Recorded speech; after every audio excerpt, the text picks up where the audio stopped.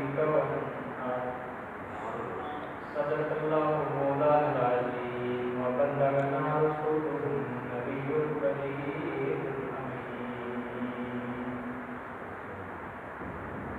مولاي صل وسلم دائما أبدا على حبيبك خير الخلق كلهم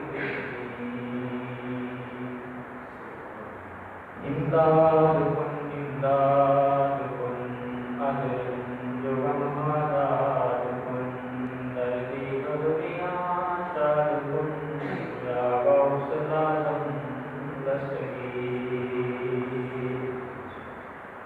گنج بخش فیض عالم مظہر نور خدا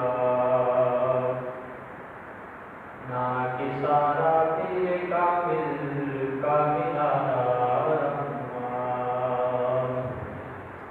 ان اللہ وملائکتہ یصلون علی النبی یا ایھا الذین آمنوا صلوا علیہ وسلموا تسلیما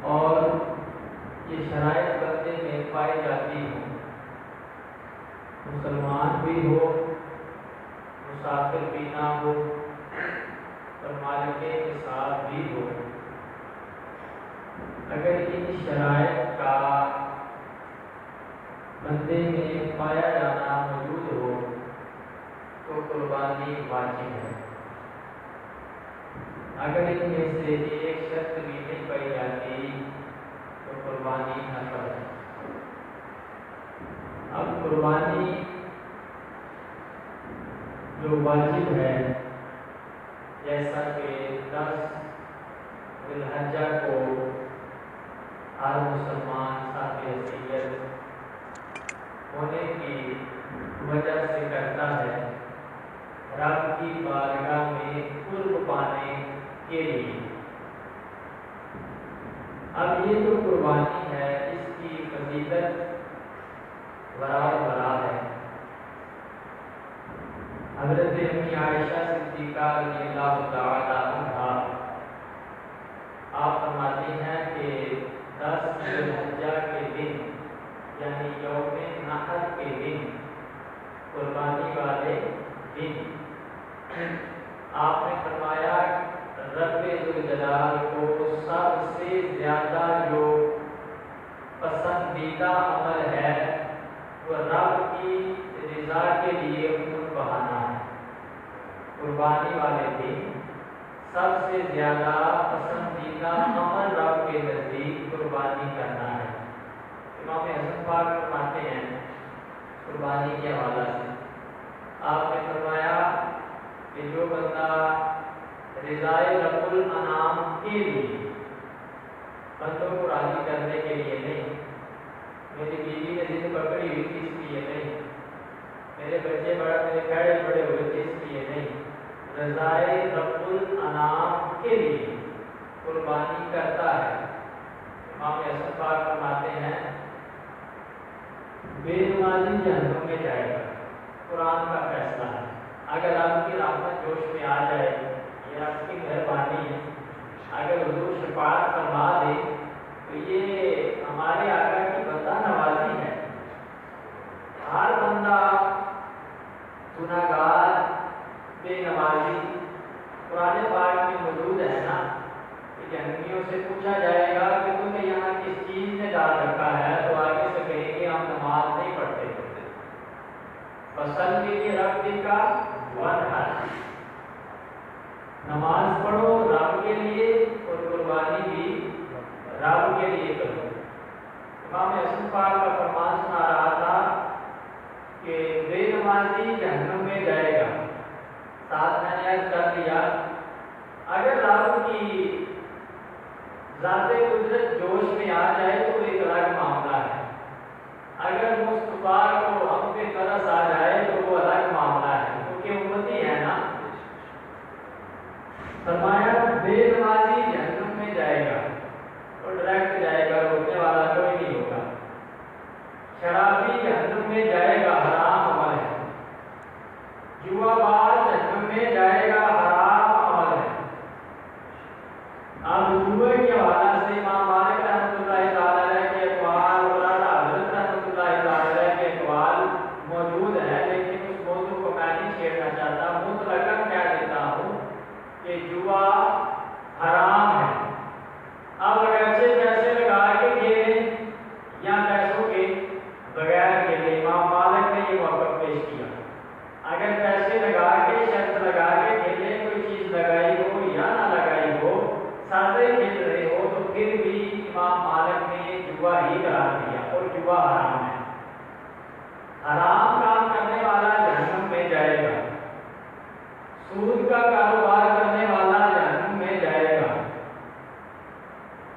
حرام کھانے والا جہنم میں جائے گا، رب کی نافرمانی کرنے والا جہنم میں جائے گا۔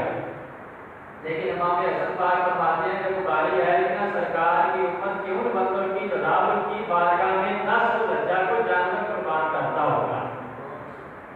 فرمایا بے نمازی جہنم میں جا رہا ہوگا، شرابی جہنم میں جا رہا ہوگا، حرام خور جہنم میں جا رہا ہوگا، حرام کھانے والا، سود کا کاروبار کرنے والا جہنم میں جا رہا ہوگا۔ لیکن جب باری آئے گی نا قربانی کرنے والے کی، امام حسن پاک فرماتے ہیں وہ اپنے عملوں کی وجہ سے جہنم میں جانے لگے گا، ادھر کو چلے گا، لیکن اللہ فرمائے گا 10 ذی الحجہ کو میرے معبود کی سنت ادا کرتے رہے ہو؟ فرمایا بولا کرتے رہے ہیں۔ فرمایا رک جا، امام حسن پاک فرماتے ہیں جہنم کے اس بندے کے درمیان میں گھیراؤ کر دیا جاتا ہے، اس بندے کو جہنم سے روک دیا جاتا ہے۔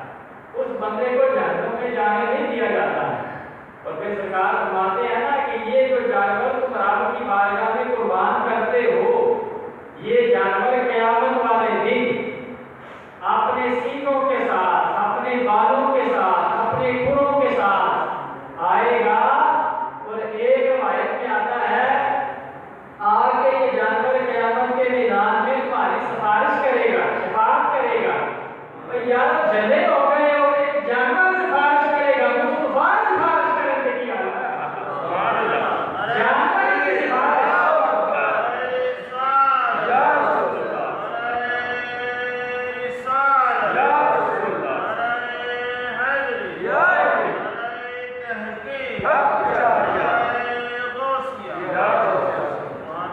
ये वो सिफारिश वाले अकीदे को नहीं ना मानते, वो भी ये हदीसें बयान करते हैं।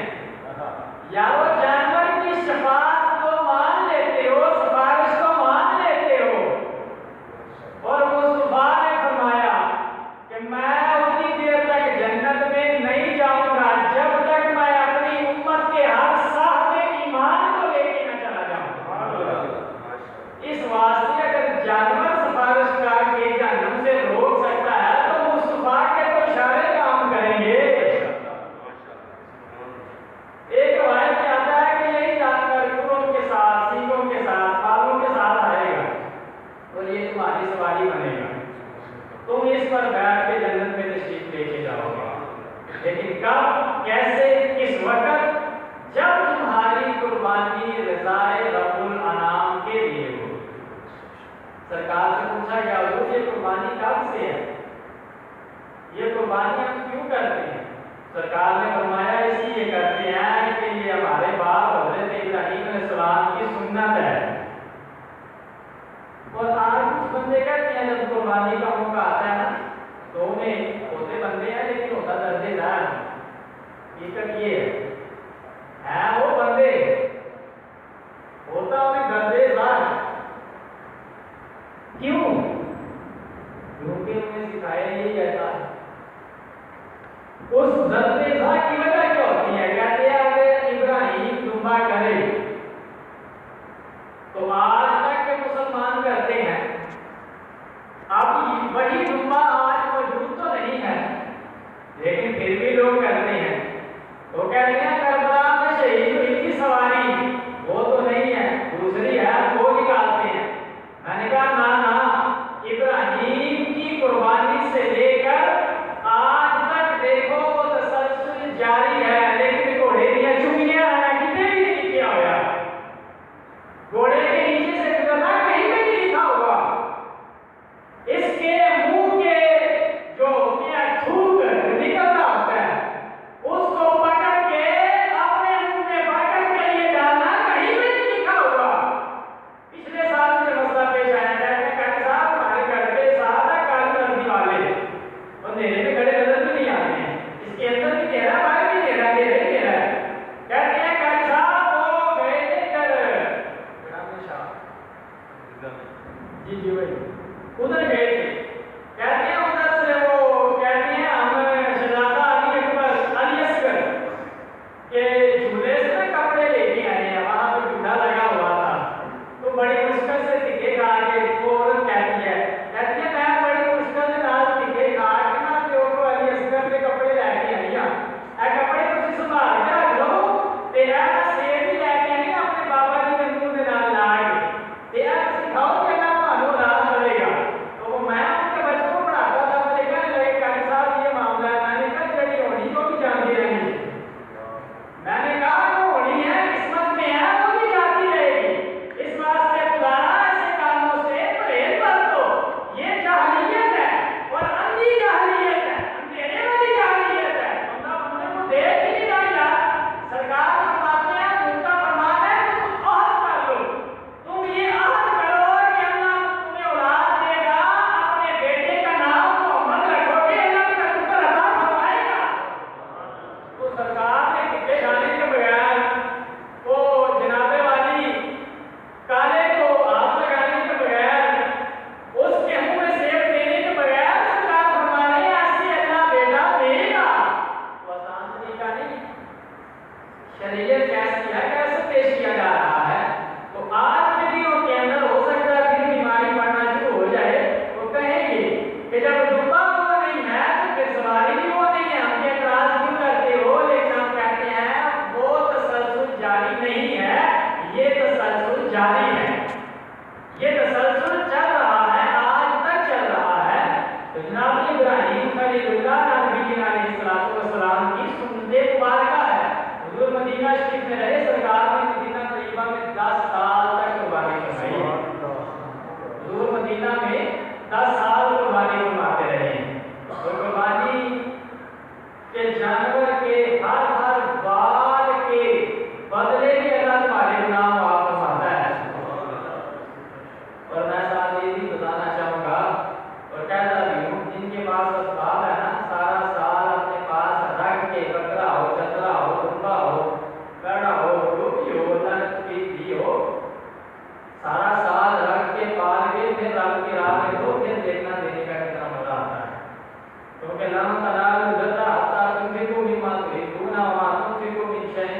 اللہ بھی علیم۔ اللہ فرماتا ہے میری راہ میں وہ دو جو تمہیں سب سے زیادہ محبوب ہے۔ تو جب سارا سال پانا ہوگا نا تو محبوب خود ہی ہو جائے گا۔ اس واسطے کوشش کیا کرو، لیکن آج کل مسائل اتنے ہیں، جگہ نہیں ہوتی، تو اب آپ وقت پر وقت لاتے ہیں، رب کی بارگاہ میں اپنی قربانی پیش کر دیتے ہیں، تو وہ ایک الگ معاملہ ہے۔ اگر جگہ ہو، وسائل موجود ہو تو کوشش کیا کریں لا کے سارا سال پالیں، پھر دیکھنا ایک طرف تمہارے بچے ہوں گے، ایک طرف وہ بھی شمار ہوگا۔ جب چلا جائے گا نا تمہیں کہنے پہ مجبور کر دے گا کہ یاد کر کے تو گھر تھی نا، اب دیکھو گرام گرام لگنے لگا ہے۔ اگر تم سارا سال پالو پھر رب کی بارگاہ میں پیش کرو تو پھر دیکھو کہ اس کا اجر تمہیں اللہ کتنا عطا فرماتا ہے، کیونکہ اللہ فرماتا ہے میری راہ میں وہ دو جو تمہیں سب سے زیادہ محبوب ہے۔ اب قربانی کب سے ہے، قربانی کا سلسلہ کب سے شروع ہوا؟ قربانی کا سلسلہ شروع ہوا حضرت اسماعیل علیہ السلام سے۔ یہ قربانی جو ہے ذوالحجہ ہے، اس سے پہلے بھی قربانی ہوئی تھی، وہ تو طویل ہو جائے گا۔ ویسے تو حضرت آدم علیہ السلام کے بیٹوں سے چل رہا ہے یہ قربانی کا سلسلہ، اشارہ بتا دیتا ہوں، لیکن یہ ذوالحجہ کی جو قربانی ہے نا، یہ سلسلہ شروع ہوا ہے 8، 9 پھر 10 ذوالحجہ کو یہ معاملہ پیش آیا۔ جب حضرت ابراہیم خلیل اللہ اپنی اہلیہ کو اور اپنے بیٹے کو مکہ شریف کی دھرتی پہ چھوڑ کے واپس جانے لگے نا، تو ابراہیم نے دعا کی رب کی بارگاہ میں، کہا یا اللہ میں چھوڑ کے جا رہا ہوں تنہا تنہا، اے اللہ اس جگہ کو آباد بھی کرنا ہے اور لوگوں کے دل میں میرے بیوی بچے کی محبت بھی پیدا کرنی ہے۔ دعا کی، حضرت ابراہیم خلیل اللہ چلے گئے، 1.5 سال کا عرصہ گزرا، آپ پھر سے آئے چکر لگانے کے لیے۔ آپ ہو کے دیکھا 1.5 سال کے بعد جب اجازت طلب کی اور آپ نے ابراہیم خلیل اللہ کو منع فرما دیا، فرمایا مولا منع کیوں فرمایا ہے؟ فرمایا تم نے ہماری مانی ہے، اب ہم نے تمہاری بھی تو ماننی ہے نا۔ فرمایا مولا سمجھ نہیں آئی۔ فرمایا تم نے ہمارے کہنے پہ بیوی کو تنہا چھوڑ دیا، بچے کو تنہا چھوڑ دیا، لیکن تم آتے ہوئے دعا کر کے آئے تھے یا اللہ اس جگہ کو آباد بھی کرنا ہے، لوگوں کے دل میں محبت بھی ڈالنی ہے۔ فرمایا تھوڑی دیر صبر کرو، وہ جگہ آباد ہونے والی ہے۔ تھوڑا عرصہ پھر گزرا، اللہ نے حکم فرمایا کہ آپ ملاقات کے لیے جائیں۔ آپ گئے، واقعہ میں پہلے بھی عرض کر چکا ہوں، پہلے گئے، پہلی بیوی سے ملاقات، پھر دوسری، وہ ایک رخ وہ ہے اور دوسرا انشاءاللہ عرض کیے دیتا ہوں۔ ابراہیم خلیل اللہ گئے، اب وقتاً فوقتاً چکر لگاتے رہتے ہیں، جاتے رہتے ہیں آپ کی بارگاہ میں حاضری کے لیے۔ اب وہاں پہ لوگ آباد ہو گئے، جناب اسماعیل ذبیح اللہ آپ بکریوں کو چراتے ہیں، ساتھ میں شکار کرتے ہیں، وقت گزرتا جا رہا ہے۔ المختصر کیے دیتا ہوں کہ ایک مرتبہ حضرت اسماعیل ذبیح اللہ آپ نا بکریوں کو چرا کر گھر تشریف لے کے آئے۔ جب گھر تشریف لائے نا تو آپ کے چہرے سے نور کی لاٹیں نکل رہی۔ جب چہرے سے نور کی لاٹیں دیکھی نا تو ابراہیم خلیل اللہ فدا ہو گئے، ٹک ٹکی باندھ کے ادھر ہی دیکھتے جا رہے ہیں، ادھر ہی دیکھتے جا رہے ہیں۔ فرشتوں نے آسمان پہ دیکھا، کہا مولا تو کہتا ہے تیرا خلیل تجھ سے بڑی محبت کرتا ہے، لیکن اتنی دیر ہو گئی یہ تو اپنے بیٹے کی نشانی کو دیکھے جا رہا ہے۔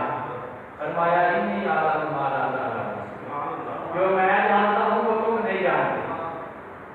وقت گزرتا گیا، حضرت اسماعیل ذبیح اللہ آپ کے والد محترم حضرت ابراہیم خلیل اللہ آپ کو رات خواب کے اندر آپ اپنے رات و مظاہر کر کے آنے لگی تو خواب کے اندر رب العالمین نے خود حکم فرمایا کہ ابراہیم قربانی کریں۔ قوم فقط قربان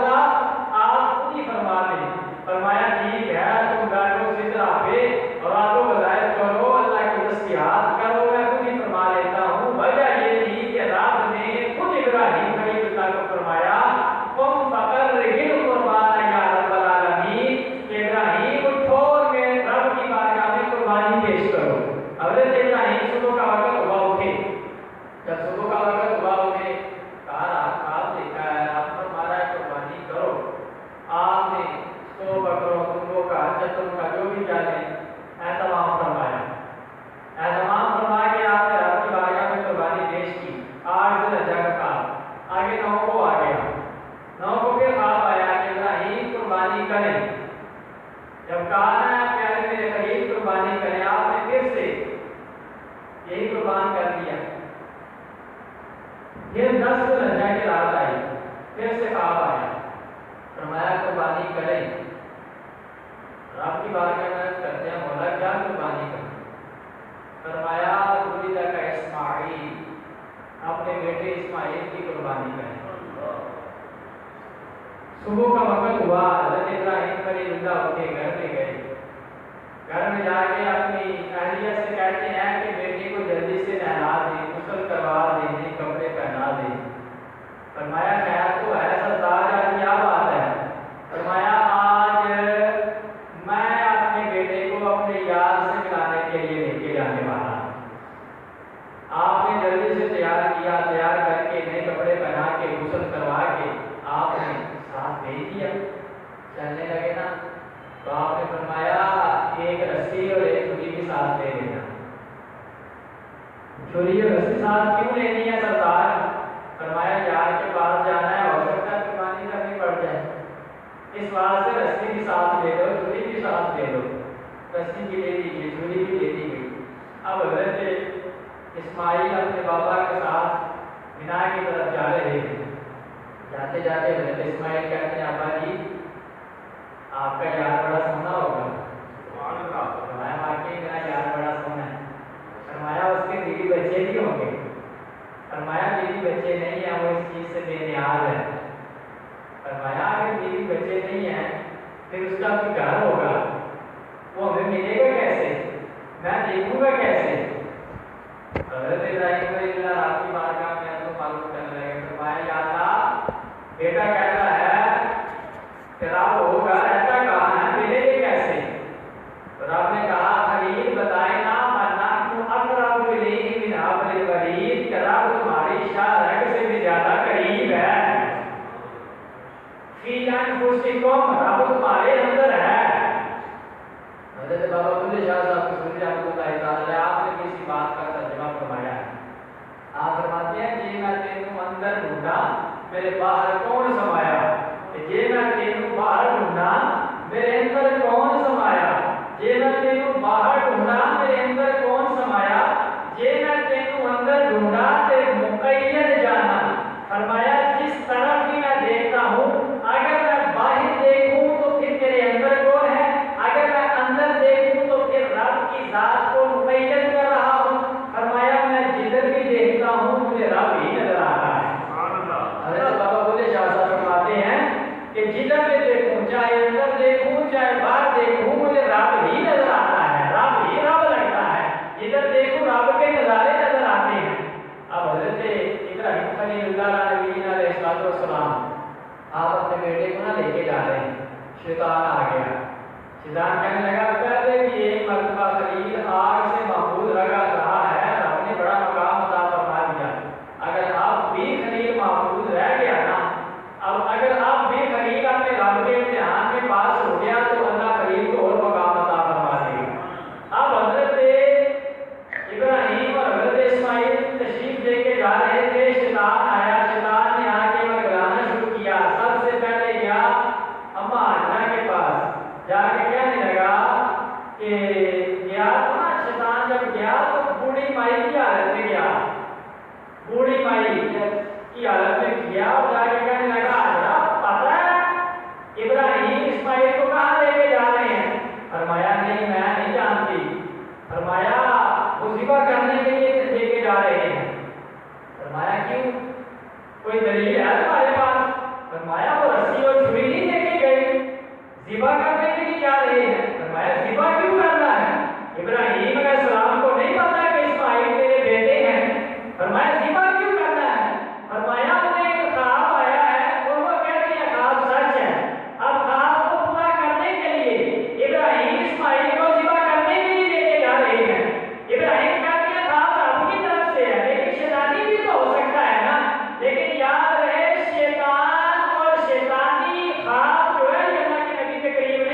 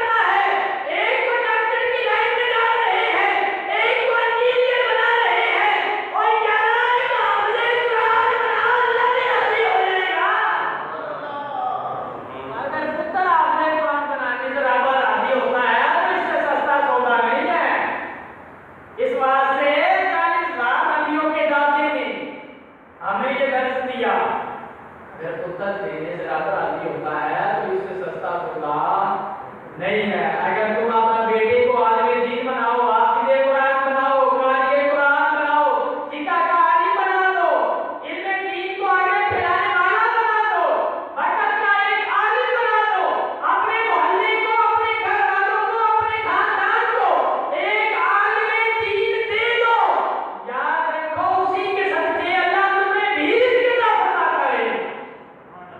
اگر پتر کو دین سکھانے سے رب راضی ہو جائے تو اس سے سستا سودا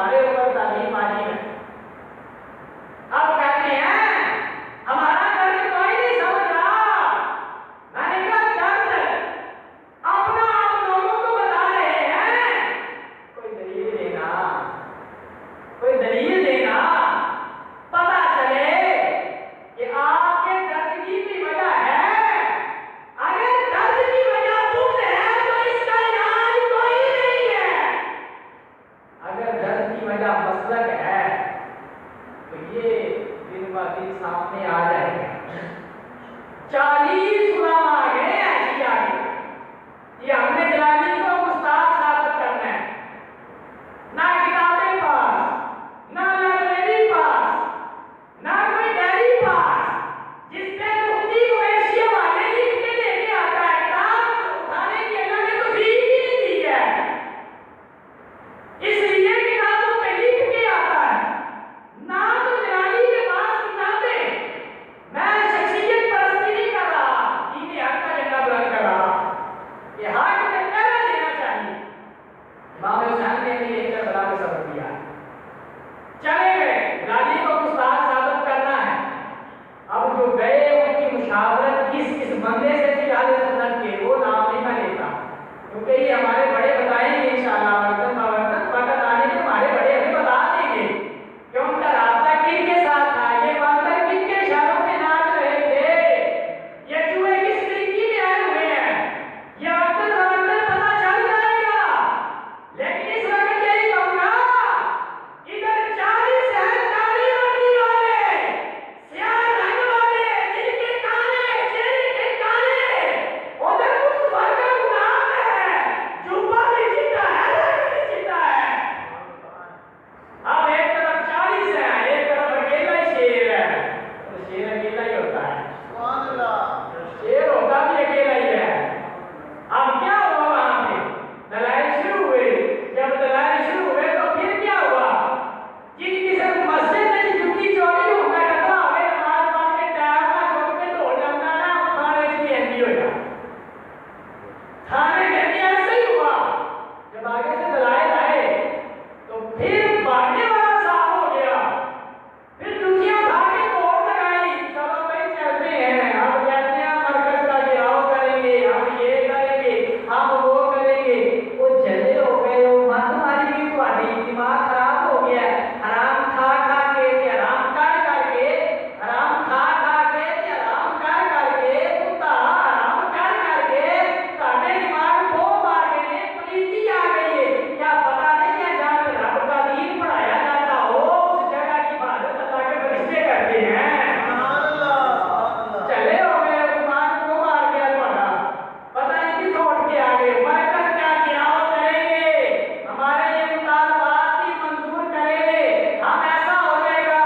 वो चले हो, हमने तो पहले कहा है कि कोई हमारी हिमायत नहीं करता तो हम किसी से हिमायत की भीख नहीं मांगते, क्योंकि हमें पता है कम मिन फियतिन कलीलतिन गलबत फियतन कसीरतन बिइज़्निल्लाह, बहुत सारी कलील जमातें कसीर जमातों पे भारी आ जाती है हक पर होने की वजह से। ये कुरान हमें बता रहा, इस वास्ते आलिम दीन बनाओ, फरमाया वाला ये ना कि आलिम दीन के आप ना निकालो, जो सी इमाम मरूद लाजी के कोल कारो हिसाब बता रहा हूं। फरमाया अगर कोई वक्त का आगे की हो तो ताज उलमा की ताज करे, भला ये ना किस उलमा में है ना निकाले। यारो यही आलिम दीन जब क़यामत फेज मंजर होगा, जन्नती जन्नत में जा रहे होंगे, फलाना नमाज़ें पढ़ता रहा, रोज़े रखता रहा, इस्लाम के अहकाम दीन के अहकाम का करता रहा, जन्नत में रब की रज़ा के लिए ज़िंदगी जीता रहा, जन्नत में जैसा रब ने कहा उसको मानता रहा है, जन्नत में अल अम्र औकल अदब इतने से नजर सारे के सारे जन्नत में जा रहे होंगे। जब आलिम दीन की बारी आएगी ना, अल्लाह फरमाएगा एक मैंने जिसे बात सुनाई कुर्बानी वाले बंदे के बारे में आप फरमाएगा जहन्नम से रुक जाओ। एक ये है कि आगे भी जन्नत में दाखिल होने ना लगेगा, अल्लाह फरमाएगा रुक जाओ। फरमाया भला क्या वजह है, रोकती है, यहाँ पे रोकने की क्या वजह है, सारे जा रहे मैं भी जाता हूँ, या अल्लाह मेरी तकरीरें सुन के जो बंदे राह रात पे आए तेरा हुक्म मानने लगे, अल्लाह ने मेरी जुबान में इतनी नजर रख दी, इतना असर रख दिया कि बंदे मेरी तकरीर सुन के राह रात पे आ गए, गलत सही को पहचानने लगे, मौला वो जन्नत में जा रहे हैं, मुझे रोक दिया।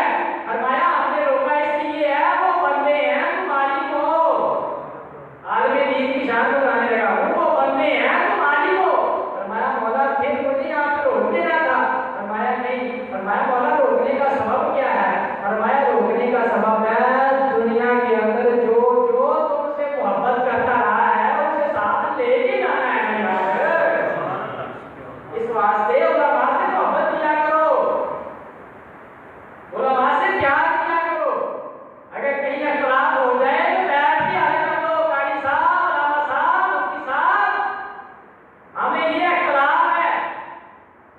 अखलाक करते पता कौन है? हकीकत बता ही देता हूँ मैं आज यार। अखलाक ज्यादातर अक्सरियत हो सकता है किसी का अखलाक आपके दिला के लिए हो। ज्यादातर अखलाक पता है कौन करता है? ज्यादातर अखलाक वो करता है जिसे घर में बीवी मोहतरमा से गालियां पड़ती है, वो आके मस्जिद में कारी साहब के ऊपर एतराज करता है।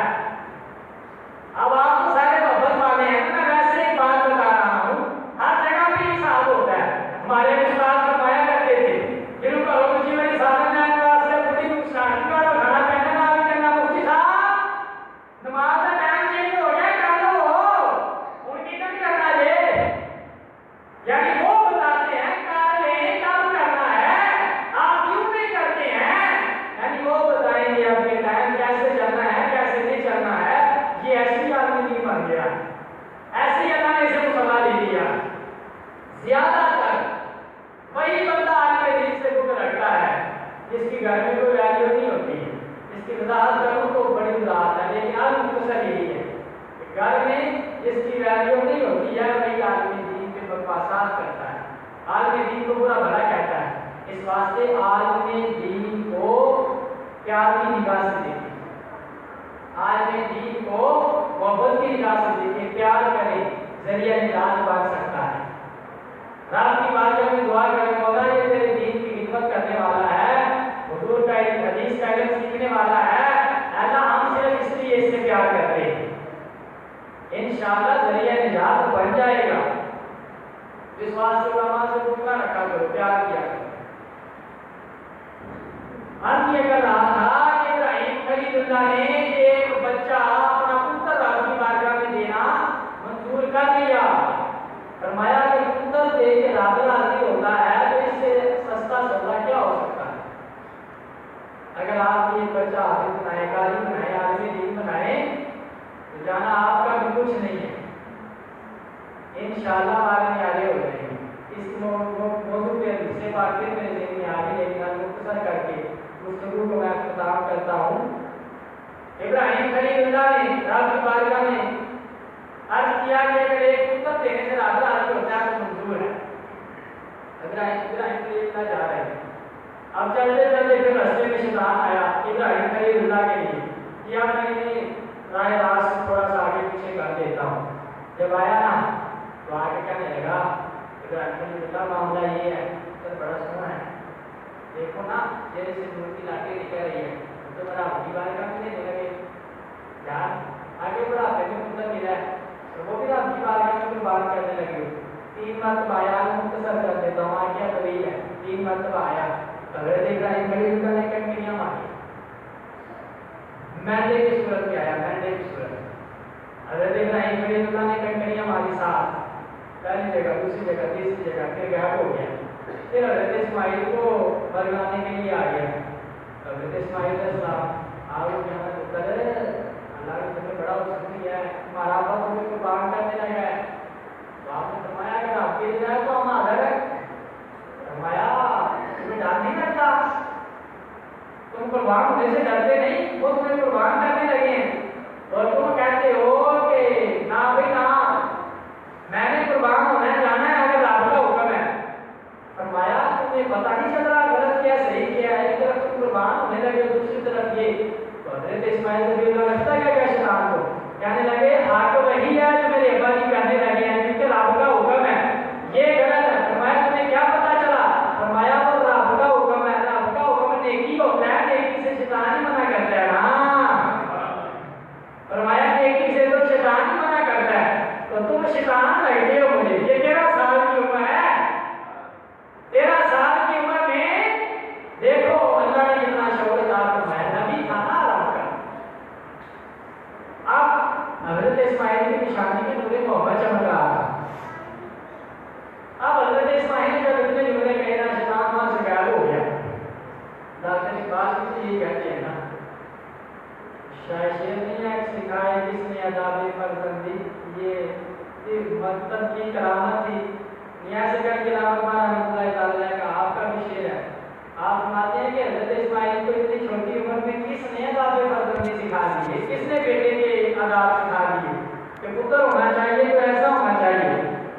آج باپ منع کر کر دکھا جاتا ہے بیٹا یہ بات غلط ہے نہ کرو، پتر جی ایسا غلط ہے نہ جاؤ، بیٹا یہ کام غلط ہے، لوگ باتیں کرتے ہیں ہمارے سامنے منع فرمایا ہے نہ جاؤ۔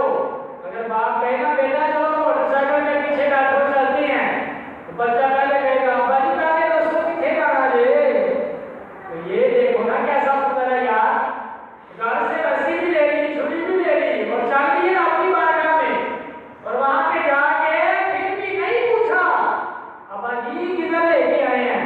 حضرت ابراہیم نے خود کہا بیٹا میں ایک مشورہ کرنا چاہتا ہوں۔ فرمایا کیا؟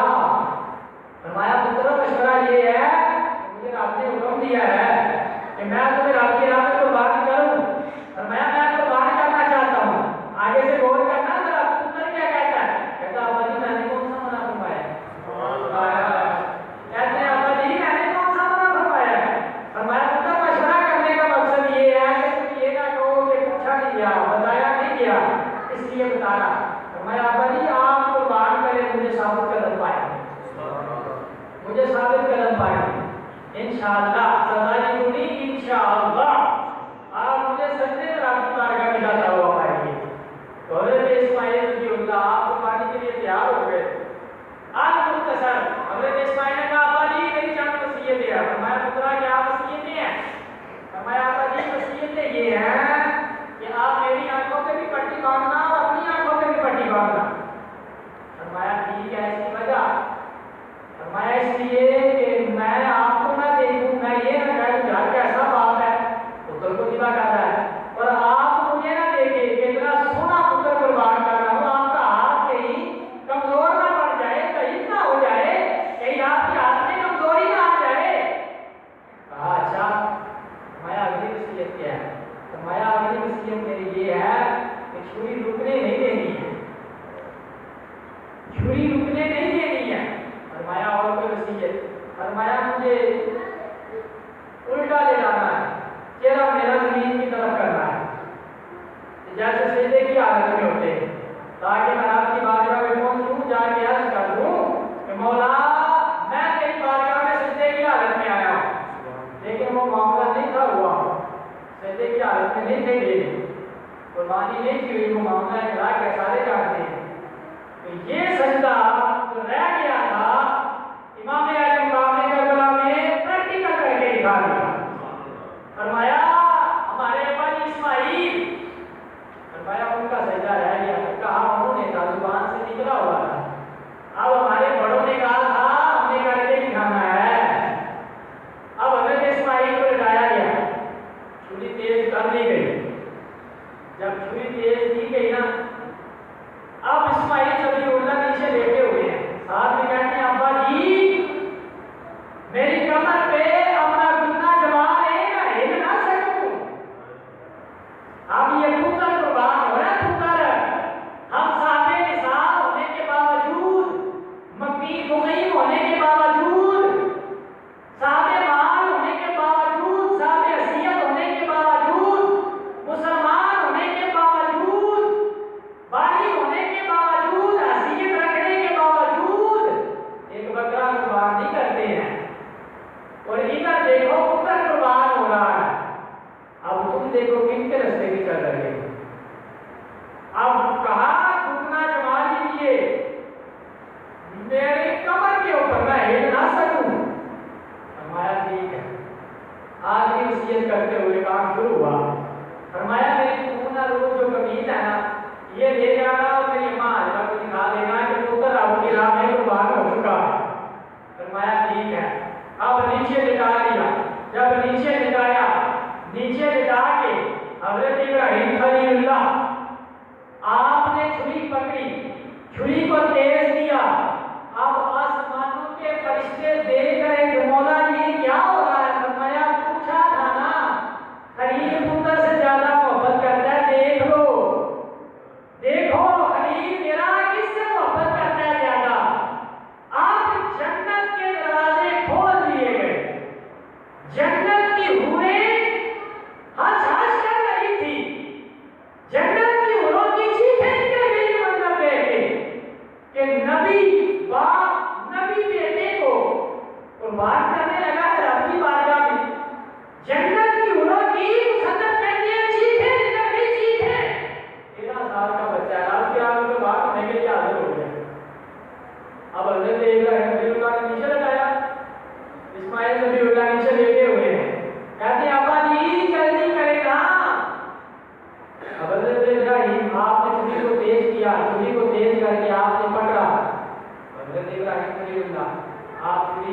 چلا رہے ہیں، چھری چلا رہے ہیں تو حضرت جبریل کو آپ نے حکم فرمایا جبریل میرے یار کی گردن کے آگے جا کے تانبے کی تار کر دو، چھری چلے نا، چھری چلے نا، اوپر ہی رگڑتی رہے۔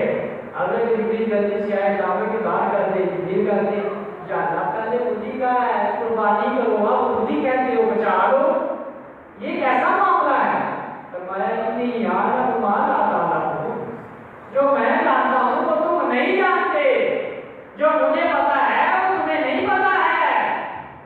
اب حضرت ابراہیم اوپر، حضرت اسماعیل نیچے، ایک مرتبہ چھری چلائی، 2 مرتبہ، 3 مرتبہ، 4 مرتبہ، 5 مرتبہ، حتیٰ کہ 70 مرتبہ چھری چلائی گئی، لیکن چھری نہیں چلتی۔ ابراہیم خلیل اللہ نے جلال میں آ کے چھری پتھر میں ماری، پتھر 2 ٹکڑے ہو گیا۔ ابراہیم خلیل اللہ کہتے ہیں بے حیا بے شرم چھری، تجھے کیا شرم نہیں آتی ہے؟ میں چلاتا ہوں چلتی نہیں ہے، پتھر کے 2 ٹکڑے کر رہی ہے۔ فرمایا کہ ہمیں آپ یہ کہتے ہیں، نہ تو ہمیں کچھ اور کہتا ہے۔ فرمایا کیا بات ہے؟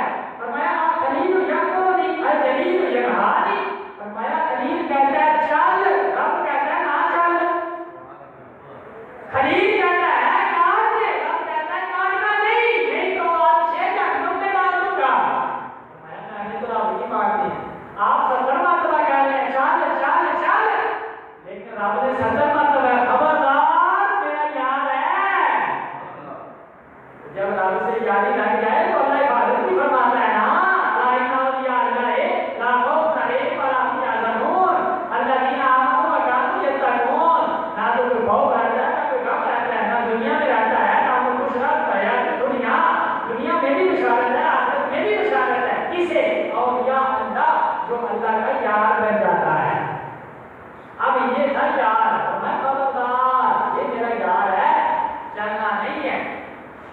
اب حضرت ابراہیم خلیل اللہ کاٹ رہے ہیں، دوبارہ کوشش کی گئی، جب دوبارہ کوشش کی گئی تو حضرت ابراہیم خلیل اللہ آپ کاٹنے لگے، اب چھری ہاتھ میں ہے، گردن کی طرف جانی ہے، کتنا وقت لگے؟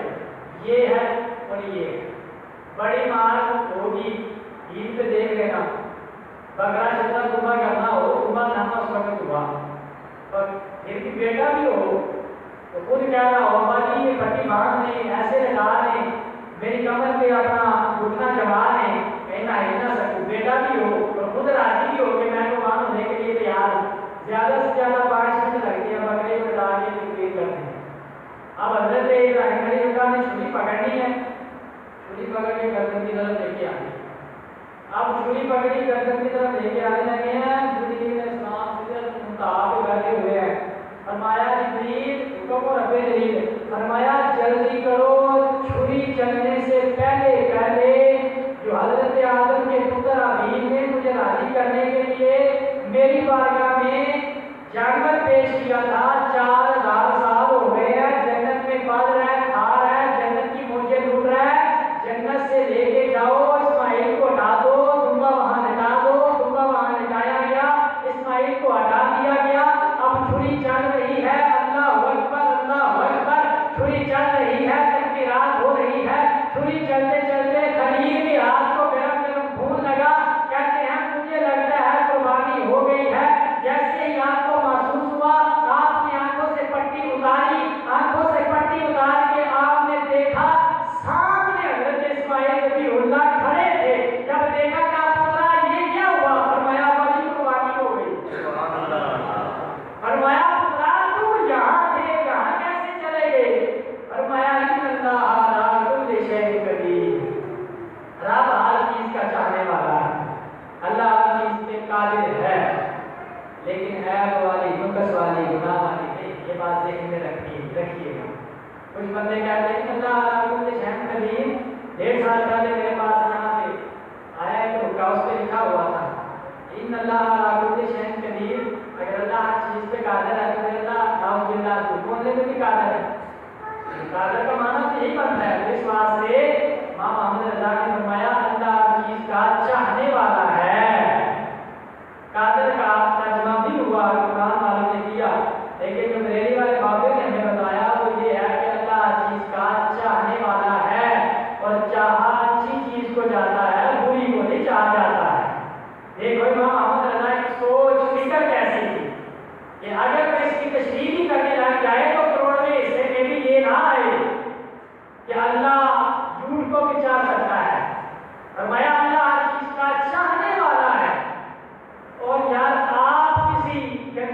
محبت کر سکتے ہیں؟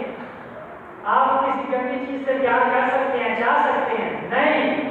اسی لیے امام احمد رضا نے فرمایا اللہ ہر چیز کا چاہنے والا ہے، جس چیز کو چاہا جاتا ہے وہ پیار والی ہوتی ہے۔ اس واسطے اللہ ہر چیز پر قادر ہے۔ حضرت اسماعیل رضی اللہ نے فرمایا کہ یہ رب کا کام تھا، رب نے کر دکھایا، آپ کا کام تھا، آپ نے کر دکھایا۔ اب رب کی بارگاہ میں حضرت ابراہیم علیہ السلام فرماتے ہیں مولا میرے لیے کیا حکم ہے؟ فرمایا آپ نے جو قربانی کی آپ نے قبول فرما لی ہے، رہتی دنیا تک قیامت تک ہم آپ کا یہ سلسلہ جاری ساری فرما دیں گے۔ آج تک صاحب سید بندہ، مطیع بندہ اور غالب بندہ اور مسلمان، کیونکہ کافر پہ قربانی واجب نہیں ہے، کافر پہ قربانی واجب نہیں ہے اور کافر کو گوشت بھی نہیں دینا چاہیے۔ یہ بات ذہن نشین رکھیے۔ صحابہ کا گستاخ کافر ہے، دھیان سے سن لیجیے گا، پہلے اس سے آپ لوگ متنبع کر رہے ہیں۔ صحابہ کا گستاخ کافر ہے، کافر، یہ بات ذہن نشین رکھیے گا۔ اگر کوئی حضرت عثمان غنی پاک رضی اللہ تعالیٰ عنہ آپ کو تیسرے نمبر سے ہٹا دے، چوتھے نمبر پہ کر دے، حضرت علی پاک کو تیسرے نمبر پہ کر دے، چوتھے نمبر سے ہٹا دے، تو امام یحییٰ فرماتے ہیں وہ بندہ سنی نہیں رہتا ہے، اور جو علی کو نبیوں کے برابر نہیں، نبیوں سے افضل بنا دے، اس کا ایمان کیسے باقی رہ سکتا ہے؟ استغفر اللہ کو استغفر اللہ پچھلی مرتبہ بھی بتایا تھا کہ ہم یہ بھی بتائیں گے سبحان اللہ کا ہمیں کہنا ہے، استغفر اللہ کا ہمیں کہنا ہے۔ تو صحابہ کا گستاخ کافر ہے، اہل بیت اطہار کا گستاخ کافر ہے، اہل بیت اطہار کا گستاخ کیسے کافر ہے؟ یہ تو مسئلہ چھڑا ہوا ہے۔ میں نے جمعے پہ بڑی وضاحت کی، طویل ٹائم میں نے اسی پہ لگایا۔ اگر انبیاء کے علاوہ کسی کو معصوم مانا جائے تو یہ ختم نبوت پہ حملہ ہو رہا ہے۔ اگر سیدہ پاک کو معصومہ مانا جائے تو یہ ختم نبوت پہ حملہ ہے۔ اگر حضرت امام علی پاک کو معصوم مانا جائے تو یہ ختم نبوت پہ حملہ ہے۔ اگر حضرت مولا حسن پاک کو معصوم مانا جائے تو یہ ختم نبوت پہ حملہ ہے۔ اگر حضرت امام حسین کو معصوم مانا جائے تو یہ ختم نبوت پہ حملہ ہے۔ اگر حضرت امام زین العابدین کو معصوم مانا جائے تو یہ ختم نبوت پہ حملہ ہے۔ اگر حضرت امام زین العابدین کو معصوم مانا جائے تو یہ ختم نبوت پہ حملہ ہے۔ اگر حضرت امام نقی، امام موسیٰ کاظم، امام حسن عسکری، امام علی رضا یا امام مہدی کو معصوم مانا جائے یہ ختم نبوت پہ حملہ ہے۔ اگر حضرت سیدنا علی اکبر کو معصوم مانا جائے تو یہ پھر بھی ختم نبوت پہ حملہ ہے۔ اگر حضرت علی اصغر کو معصوم مانا جائے تو ختم نبوت پہ حملہ ہے۔ اگر حضرت سیدہ زینب کو معصوم مانا جائے یہ ختم نبوت پہ حملہ ہے۔ اگر حضرت کلثوم کو معصومہ مانا جائے یہ ختم نبوت پہ حملہ ہے۔ ختم نبوت کا ڈنڈا تب ہی بلند رہتا ہے کہ جب ہم اس بات کو پیش نظر رکھیں اللہ کے نبیوں کے علاوہ، رسولوں کے علاوہ اور اللہ کے فرشتوں کے علاوہ کوئی بھی معصوم نہیں ہے۔ ہاں محفوظ ہے، محفوظ ہے، معصوم نہیں ہے۔ یہ عقیدہ اپنے ذہنوں میں فٹ کر دیں۔ وساط میں جہاں ہمارے کوئی عالم تھی، مفتی صاحب، صوفی صاحب یا جو بھی دعا مانگ رہا ہو نا، ادب کے دائرے میں رہتے ہیں۔ ہم بے ادب بھی نہیں کسی کو سکھاتے کرتے، بے ادبی بھی نہیں سکھاتے، ادب کے دائرے میں رہتے ہوئے آپ بس کر دیں اللہ کی طرح حضرت صاحب ابلا مفتی صاحب ابلا مفتی صاحب آپ نے دعا مانگی ہے، دعا میں آپ نے کہا ہے یا اللہ جو کچھ پڑھا پڑا ہے نعت پڑھے گی، تلاوت پڑھے گی، یا اللہ جو کچھ کیا گیا یہ سارا کا سارا تحفہ پڑھ تن پاک